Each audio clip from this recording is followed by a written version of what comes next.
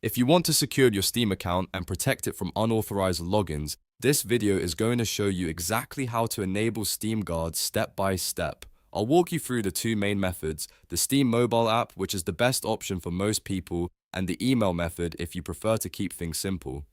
By the end, your account will be much safer and you'll know how to set everything up properly. If this tutorial helps you out, make sure to hit like and subscribe for more easy how-to guides just like this. Alright, let's jump in. First, let's talk about the recommended option, which is Steam Guard through the mobile app. This is the strongest choice because it gives you QR code logins and one-tap approve or deny notifications right on your phone. To begin, open the Google Play Store if you're on Android or the Apple App Store if you're on iPhone and download the official Steam mobile app. Make sure you're installing the real Steam app from Valve, not a third-party app. Once the app is installed, open it and sign in with your Steam account name and password. During your first login, Steam may ask you to enter a verification code that gets sent to your email.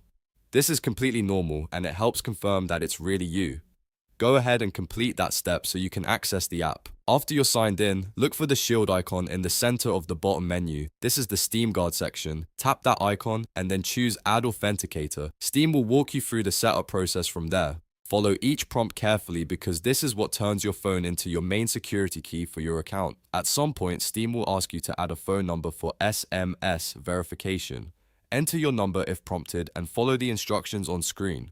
This helps Steam confirm your identity and adds another layer of protection in case you ever need account recovery options later. Now here's one of the most important steps in the whole process. Steam will display a recovery code and it usually starts with the letter R. Write this code down immediately and keep it in a safe place. Do not skip this step. If you ever lose your phone, uninstall the app, or get locked out, this recovery code can be the only way to regain access to your Steam account. I recommend saving it somewhere secure, like a password manager or an offline note that only you can access. Once everything is confirmed, your phone will become your primary Steam security key. From now on, when you sign in on a new device, you'll be able to approve the login from the app, and that extra layer of protection will help keep your account secure. Now let's go over the second option, which is Steam Guard through email. This method is useful if you do not want to use the mobile app or if you prefer to receive login codes by email instead.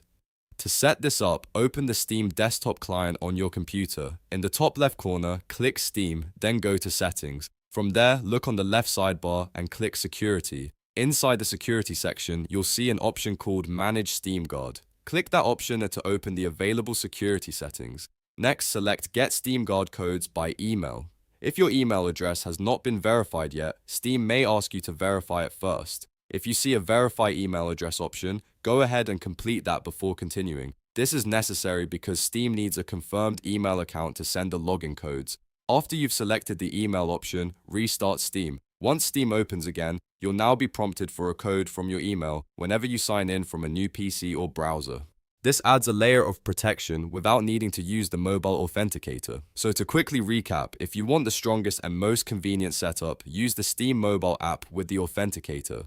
If you want a simpler setup, you can use email-based Steam Guard instead. Either way, enabling Steam Guard is one of the smartest things you can do to protect your account from unauthorized access. If this video helped you, please take a second to like the video and subscribe to the channel for more practical tutorials. That support really helps the channel grow, and it lets me keep making clear step-by-step guides just like this one. Thanks for watching, and I'll see you in the next video.